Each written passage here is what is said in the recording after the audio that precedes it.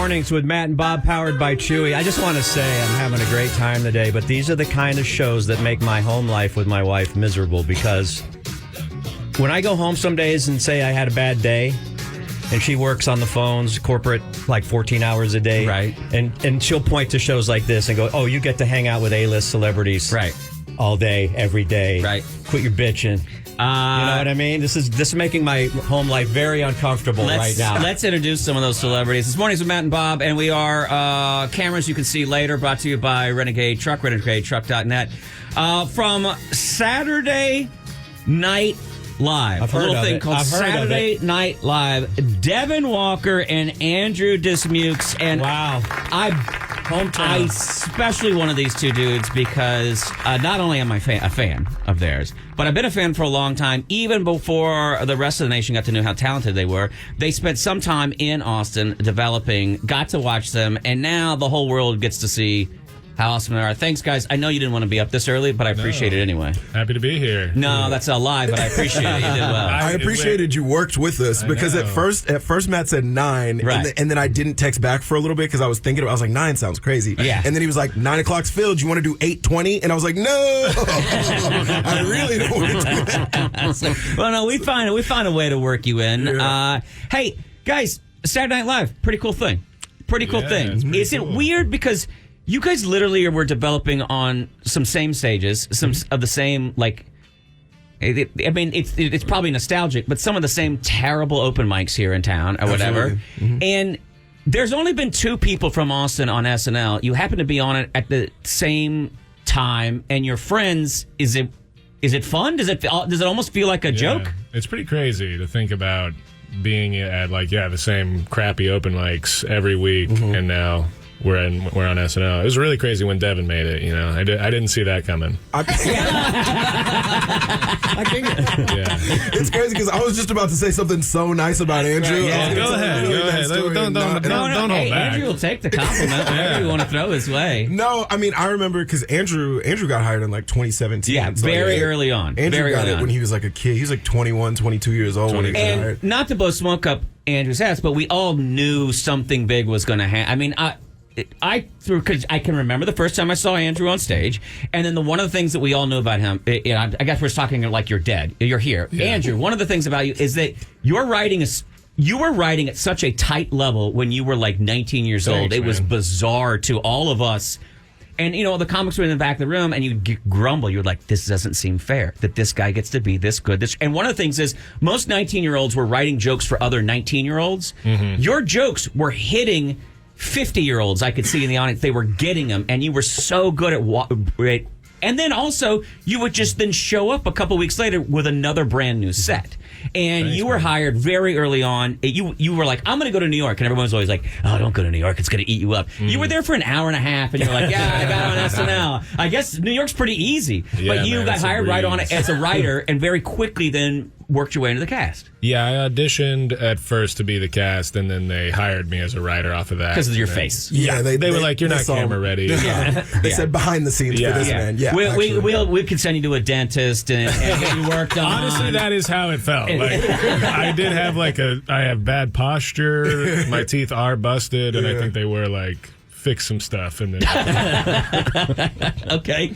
And then and for a lot of people don't know the whole process, but a lot of people start as writers, they move their way on, and then there's a recurring or featured cast, and then there's a regular cast. And how does that process work for people? It's like, I mean, from writer to cast, it's just if you are there for a few years and they feel like you're fitting in and clicking, and they're kind of aware of how people in the writer's room are doing, who's more like performative, who's more like cerebral, and then they move people up that way. And then it's 2 years as featured, and then they move you up. It's pretty like regimented that way. Is it? you know? And some folk may not know, but like it gets very competitive because you're competing against other writing teams to get your sketches on. And so you're kind of friends with people at work. Sure. But they're literally the enemies that may be in the way of your career. I think in your worst moments, you like get to that place where you're like, these guys are getting everything on, I'm getting nothing. But it's like it's very supportive, but there is an innate competitiveness to it because there's only so many slots. And I do think the misconception about the competitiveness is that people are trying to like nobody's trying to like cut my brake cords or whatever. You know what I'm saying? It's not like that so much as it is just like everyone is running this race trying to like. Well, it's an S-load of other talented people. It is an S-load, that literally are in your way of possibly your because we've had like Hannibal has been in here before and he's talked about I was a writer and it wasn't working out great. Zach Galifianakis was there. I mean, there's a lot of tons of famous people that people don't even realize. Oh, they're like, yeah, I wrote there for one season. Yeah. I never got anything on air, and it kicked my ass. And then he got spit out, and then I thought, well, I suck. Yeah. But because it is tough just to get stuff in there. You know, you're newer, Devon. Is it been intimidating, or I mean, I guess it's actually helpful to have kind of Andrew in the background who guide Andrew you through. I've never written a sketch together. That is true. I did your most recent sketch that you got on. I did a pass on and gave you notes. So here he is. That's how you got it on because I'll be honest. I did sit back and go, "That's me right there." That is true. That is true. I did have Andrew go over this sketch that I wrote for the last show. That did make it on the show. It killed. It did go well. So just take me. But we have not. We have to do it. We tried to work on a sketch together once, and it like and you went straight to air, Devon. What's that? You went straight to air, right? That sketch? No. Not a writer. Oh, I was not a writer. Yes, that's true. Yeah, because your face isn't as busted as Andrew's. He's got the brains and the talent. Exactly. You're an idiot, but you're good looking, and I'm handsome. Exactly. Yeah, that's how I'll take it. Yeah, your joke last night, you were saying that people were telling you that you look like Pete Davidson. It's a big thing. Really? What? This is a thing that came up. If you Google our names together, and it's like there's a whole dialogue about it. I've come to accept it. I never have seen it, but so many people have said it that I just have to embrace it. Is it that you physically look like him, or that? How do I say this in a polite way? Can't wait for this. You have turned a lady's eye once or twice in your life. And not the same ones as him. You know, that's the thing I talk about on stage. You can always aspire to something, Devon. Everybody keeps talking about you look like him, and they're like, "Oh yeah, but he's hooking up with all these like famous women." I'm like, I don't do that even a little bit. Do you think you have bicycle face? Yeah, look, there it is. Other people have pulled it up? Y'all are also wearing the same outfit. Which is crazy. So, like, that was just like the wardrobe department should have told me about this. The picture on the right here is my first Weekend Update that I ever did. And the picture on the left is his last Weekend Update that he ever did. And we just so happened to wear the exact same outfit. And that was, I did not know that until later. That works, though, right? It's not a bad person to be compared to. You know, he lives a cool and interesting life. Yeah, Andrew knows him a lot better than I do. Not really, kind of. I worked with him for a while, but don't really know him too well. Yeah, how does that? I think in some people's minds they assume that the whole cast, you guys go everywhere, you live in a loft together, you all go to Costco together, but it's just still a job, right? Yeah, I mean you have like your crew, you know, who you're close to, but we weren't in like the same posse. I feel like it tends to be sort of like people in their first 2 or 3 years, you know? Yeah, it's you stick with your class. It's like people who have gotten there more recently. So it's a high school. Basically, it's like the freshmen hang out with the freshmen and sophomores, the juniors and seniors. Does everybody write for Weekend Update, or did they handle it? Does Michael and Colin do it? They have a weekend for the Weekend Update like jokes that they do. They have a specific team of like 5 writers who like write the Weekend Update jokes, and then like the writer features. Yeah, the features writes. Like when like when I would come on or when he would come on, like we write those with writers usually. So you're still finding time to do stand up though around New York. Not as much as I'd like, but yeah. Right. Mm-hmm. It's a lot tougher. It's a pretty grinding work schedule you guys have. Yeah. I mean, you're getting a brand new show on air in front of a national audience with a brand new host. Mm-hmm. Not always. How do I say this? Their talents aren't always live performance. Sure. But you're having to walk them through that anyway and try to make the host look their best. Yeah. And so, I mean, you're what does it start? Writer's room starts Monday with pitches, and then you have Sunday off essentially, and that's it. And then the rest of it's just grind. Yeah, Sunday's our only day off. And like as far as like getting the show done quickly, it's written on Tuesday. The sketches are picked on Wednesday, and then it's on TV Saturday. So you really only have like 3.5 days to like rehearse and get stuff on its feet. Mm-hmm. So it's pretty quick turnaround. Mm-hmm. Do you get tired, or is there a vibe there the whole time? Like, is it just going? I mean, like, is it like, okay, it is kind of fascinating. I mean, you told a story last night, and I think for anybody, even if they're not a comic, you were pitching a sketch to kind of two of the Mount Rushmore comedy faces. Oh yeah, I was pitching to Martin Short and Steve Martin. And you're at that time, you're what, 22 years old? Well, this was this year. Season. Yeah. Okay. So 27, and the pitch did well. Like, people thought it was funny, but then like.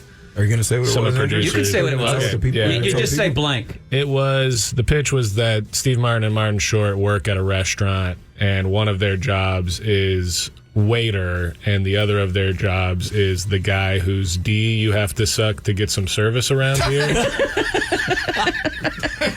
And so, like, a family's at dinner, the dad's like, who do I gotta suck to get some service around here? And then Steve Martin's like, that'd be me. And it did really well, but then the producers were like, that's funny, but we can't say that on air. They pitched some alternatives, but it just didn't know. But it's such a funny concept. Yeah. And then is it just feel like work for you, or is there a moment where you're going, I'm pitching this insanely absurd sketch to, I'm assuming that you guys, growing up, you would have known both of those acts and seen them as sort of like, those are heroes for a lot of people. Yeah. That show was the craziest in terms of, like, being there for as long as I have. Some of the celebrity stuff, like, just washes over you. It's like just another week with another person who doesn't know how to do comedy, and I got to figure out a way to make them funny. Like, you almost kind of resent them at some level. So, certain hosts, you're like, well, this is going to suck. This person doesn't know how to do anything. But for them, it was like, really, like, that hit me in a big way of like, oh man, this is crazy. Yeah. You know what it is? You know what I realized too with like some of the performers who are like a little bit older than I am is like the stuff that I know them from is like not the work they're most proud of. Right. It's like an animated movie they forgot that they did. It's like, oh yeah, you were a squirrel in that movie from 2002, and they're like, I remember I like came up to Steve Martin and I was like, bro, like I remember your movies from like when I was a kid, and he was like, oh yeah, he was like excited. He's like The Jerk or LA Story, Father of the Bride. I was like, yeah, I went to go see Cheaper by the Dozen with my mom.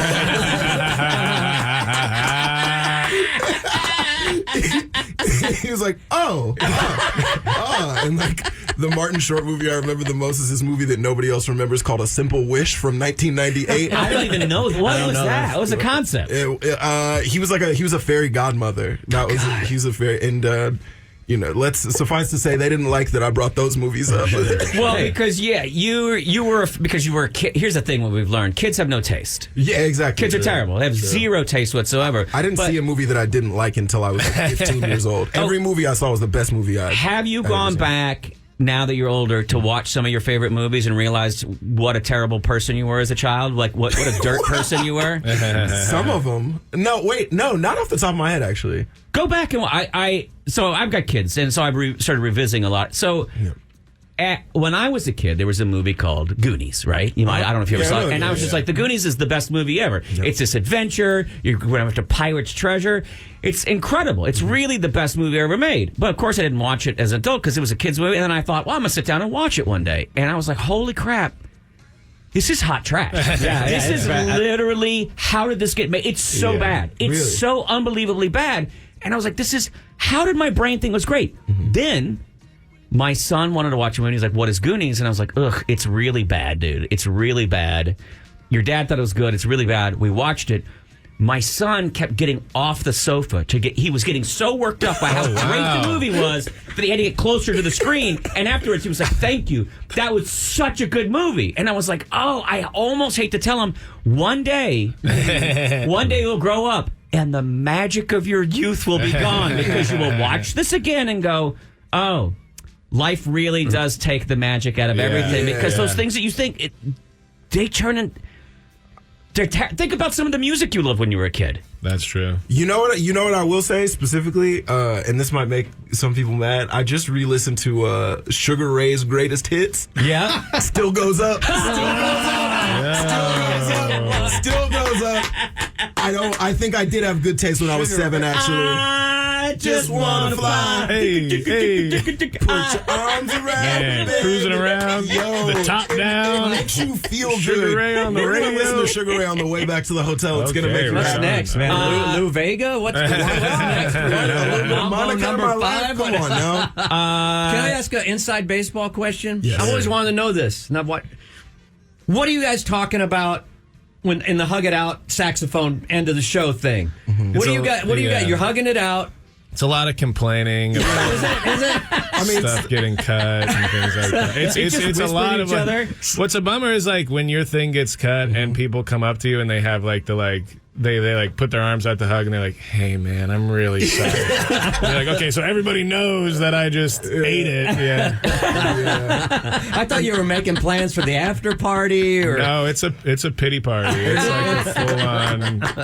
It's mourning. So those are It's- fake smiles we're seeing as everybody is just like. it depends on the person. Some people 'cause are really came off a hot thriving. show. Some people are did an thriving. impression that was like a brand new impression and it killed. Yeah. And so some people, like, it's always like a mix of people who are like having an awesome day. Yeah. And people are like, and the thing that people don't realize is we have to do those good nights where we shake hands and hug and stuff like that during the dress rehearsal show too. oh, okay. And like this past dress rehearsal, I was in a thing that absolutely ate it. Yeah. Like, Yeah. it did really bad, and you really just have to lean in and be like, "Hey man, my bad about that one." You gotta be like, "Hey man, I wish they'd mic that up like Yeah. sports, right? Oh yeah, that'd Right? be great. you gotta Yeah. pay for that." NBC, Totally. NBC, if you're listening, maybe invest in that. So the end of Saturday Night Live is really just you're still just doing the funniest person in Austin contest. It's literally yeah. Oh, just my God. everybody in the small bar at Cap and you're having a great time and you're turning to everybody and you go yeah, hey man, but you were great Right, too, right, and you're right. because your good friend didn't advance, you Right. did. You smoked it, and you're like, I want to celebrate, but also I feel like I'm dunking on a friend right now. I think the people who got stuff cut have to just kind of stay away from the people who like killed it. People who killed it got to stay away from people who got cut because you don't want to like yuck somebody else's yum because your thing got cut. You know. Is there any sense from you guys that out in the public, and don't take offense to this, but you probably I like the way you're setting this yeah, up. can't I wait. like Can't the wait way to you're see setting there's this that up. expectation that the last skit is going to suck. Yeah, I mean That's the public like for everyone. They're just finding this out, Bob. So go easy. You're with it. getting tired. You're at home. Sure. It's late. Maybe you've got it a little on tape delay, or you're maybe it's even later because you came in from a night out and you're watching it before you go to bed, and it's like, well, we're in the last 15 minutes now. Yeah. Well, the last slot is where they put the weirdest sketch. Usually, Yeah, that's I usually feel where like the Andrew the last sketch goes. the last actually the last one's pretty good. No, but those sketches are like part of what's funny about them is that they suck. To me, it's like the last sketch of the night is the one that it's like this is a bad idea for Experimental. a sketch. It's experimental. Well, Right. let's have fun with it anyway. But let's go ahead. Suck and is do a it. strong word, but every once in a while, You don't Yeah, have to back down. No, I know. Go ahead. Tell That's- Andrew to his I'm just saying- face. You hate He my sucks. you hate my Tell stuff. Andrew This to is his fine.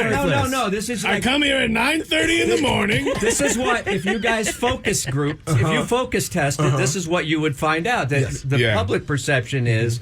I don't know what we're going to get Here comes now. a The weird second musical number just went off. Yeah. Anything goes now. That is where Lisa, one of the biggest sketches of the season. Lisa of Temecula. Lisa from Temecula, the steak one. Where they're Yeah, cutting it. yeah. That was the last sketch of the night. And now it's And that was one of the biggest ones? Yeah. But you were right. Yeah. That is where, like, I think, oftentimes yeah, it's, like, we one of the strangest ideas. like different places in the show have different like energies. Yeah. different like they're different genres of sketch for different like places in the show, and the last one's usually like weird good to weird bad is kind of the range for the last sketch, but always weird. What? Where are you guys performing during Moon Tower? Do you know your schedules? We're doing a show together on Saturday at 10 p.m. At Cap called Scumber Party.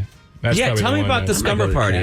I saw that written up. What? Explain it. It's our friend Danny Goodwin, Ashley Sharma, and Andrew Murphy. It's their podcast, and they're doing like a stand-up show, and then we're doing a little podcast with them afterwards. And Danny Goodwin will actually be on air next week during our show. And one of the best podcasts I've ever seen is Danny Goodwin has started doing this podcast where he just interviews himself. Those are really And funny. Yeah. They're really short, but they are. I I really wish I could still use the R word because they're dumb. They're beautifully dumb. And it's just him, hey, baby! And they're so stupid, but they make me laugh every time. That's so awesome, though, that you're still getting to hang with. I mean, it was really fun seeing you guys last night, but it's also just fun because I was like, oh, this just feels like old times. This feels like before COVID got weird and all that stuff. Totally. Where can people follow you? What do you on social media and stuff? Where can they see all your work that you're doing? I'm at Internet Devon. Check that out. I post shows and stuff like that. Awesome. Fun and what about you, Andrew? At Andrew_Vinny. I don't really post anymore, but you can follow me. Well, people should follow you because I want them to know also when you're coming back and doing stand-up. Sure. They get to see you do SNL every week.